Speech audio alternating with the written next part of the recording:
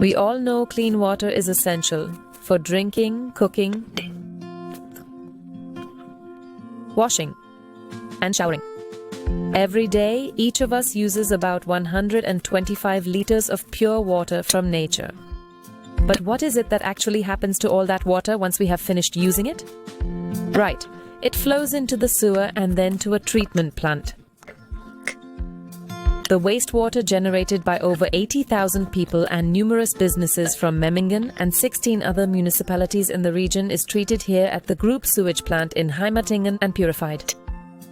Only then is it allowed to flow back into the natural water cycle, but there is still a great deal to do before that happens.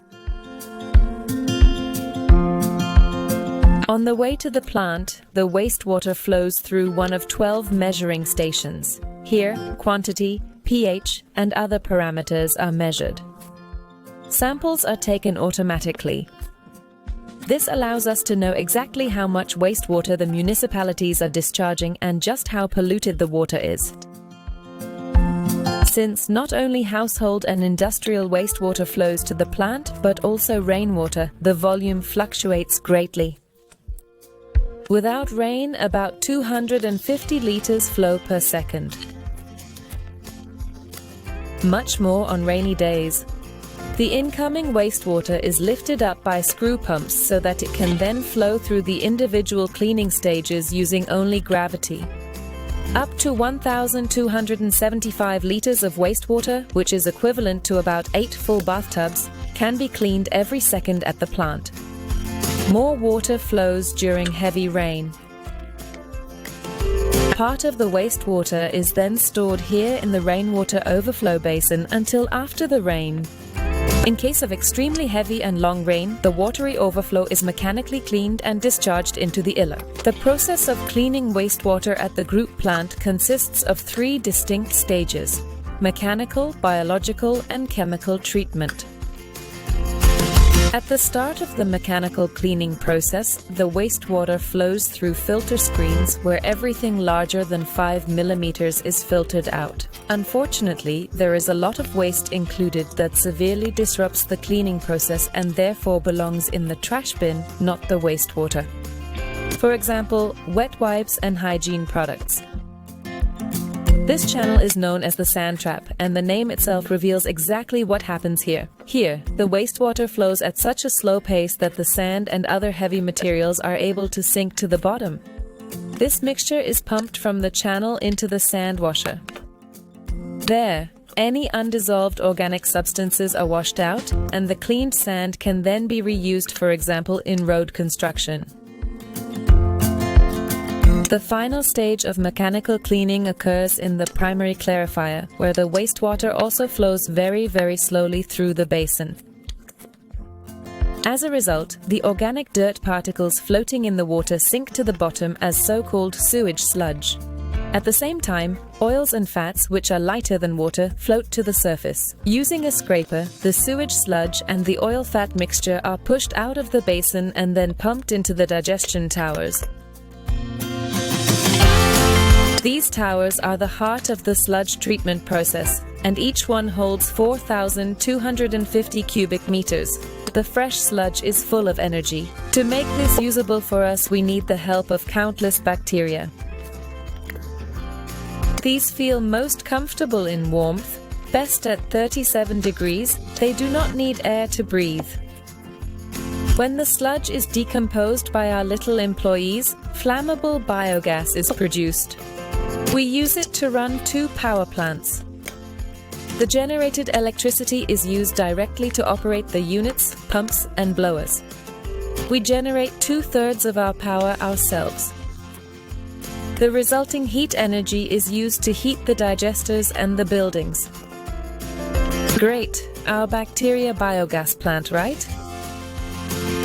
After about 40 days, the sludge is digested. As much water as possible is separated from this very watery sludge in the centrifuges. This way we reduce the sludge amount from 100,000 tons to about 10,000 tons per year. On average, 1 truckload of dewatered sewage sludge is hauled away daily. It is used as a substitute fuel, for instance in the cement industry, so that the remaining energy it contains is also utilized.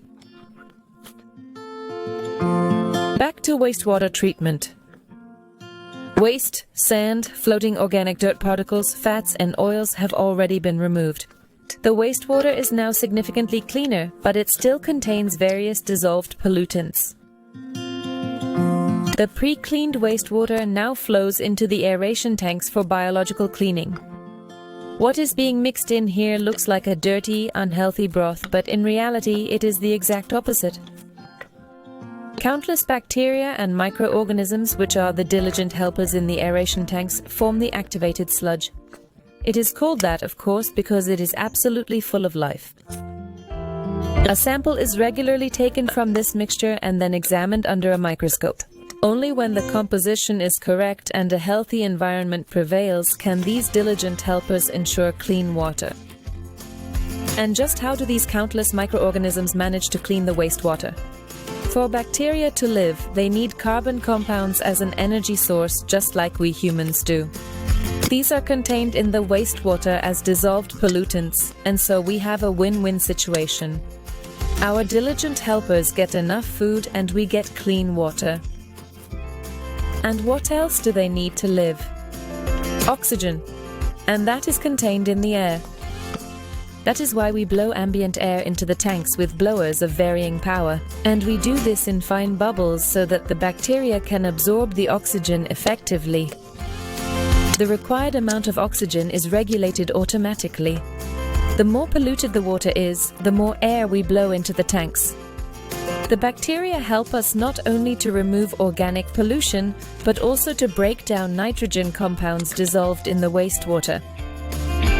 With a good supply of oxygen, special little busy helpers convert ammonium into nitrate. In a portion of the tanks, we do not inject any air. This is a clever trick to break down the nitrate in the wastewater. Because the bacteria need oxygen to live, they grab the bound oxygen from the nitrate. All that remains is pure nitrogen, which then escapes into the atmosphere as a harmless gas. For these nature-inspired biological cleaning processes to work well in the group sewage plant, it takes a lot of expertise, technology, and constant monitoring. Not only carbon and nitrogen compounds from the wastewater would pollute rivers, lakes, and groundwater and lead to strong algae growth. Also, the phosphorus dissolved in the wastewater must be removed for this reason. Since the microorganisms are doing so well with us, they multiply diligently. They incorporate part of the phosphorus into their cells, and so there is already less phosphorus in the wastewater.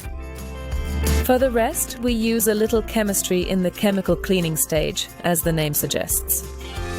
Here we add iron chloride, as little as possible, but as much as necessary.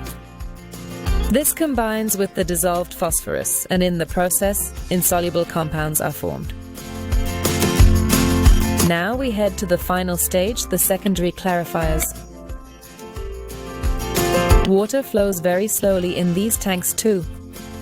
The phosphorus compounds and the gorged bacteria combine here to form sludge flakes and sink to the tank floor. They are pushed into the sludge hopper using a scraper blade and are subsequently pumped out.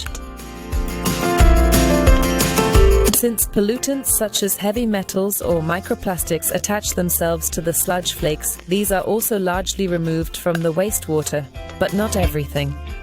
It is important to keep toxins and medication out of the wastewater. What happens to the settled sludge? Well, a small portion is pumped into the digestion towers along with the sewage sludge, oils and fats from the primary treatment, as we have seen. The remaining sludge with valuable bacteria and microorganisms is pumped back to the beginning of the biological stage. This is how we keep the cleaning process running. The water that flows out of the secondary clarifiers is very clean. Of course, we have removed 98% of the pollutants. And how do we know that? We monitor every step and constantly test samples in the lab. The most important parameters are also measured continuously and fully automatically before the treated water flows into the Iller Canal. This is happening right now.